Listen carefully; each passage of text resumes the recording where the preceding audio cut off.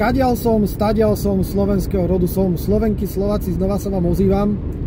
Zase troška nadviažem na to svoje predchádzajúce video, ale už sa vás nebudem pýtať, ale chcel by som rozobrať tému, a to je polarizácia spoločnosti.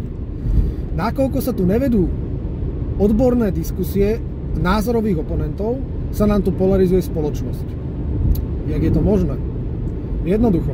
My, ako občania tejto republiky, sa bojíme rozprávať medzi sebou na rôzne témy, lebo vieme, že to vždycky skončí konfliktom.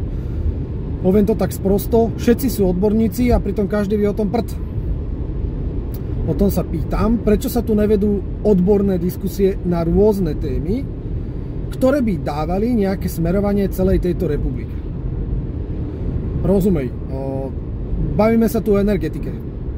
Politici riešia energetiku v tejto krajine, ale naozaj ani jeden politik sa nespýtal nejakého odborníka, či jednej alebo druhej strany, neposadil si ich pred seba a poďme si to celé rozobrať, poďme sa o tom porozprávať, prečo áno, prečo nie. A takto je to pri všetkom. Potom sa tu my, ako občania, nevieme zhodnúť, nemáme zhodu, nevieme držať pokope, polarizuje sa nám tu spoločnosť, hádame sa medzi sebou, kam to potom speje. Povedzte mi, kam spejeme ako národ, pokiaľ nebudeme držať spolu.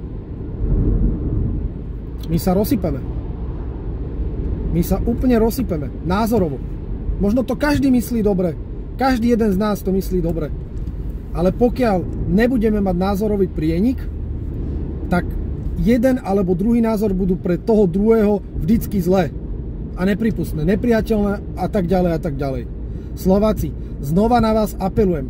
Začnite sa zaujímať, začnite si zväčšovať obzory, dajme si dole klapky z tých očí a začneme to vnímať tak, ako to je.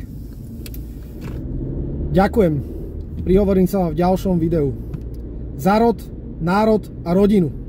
Ahojte.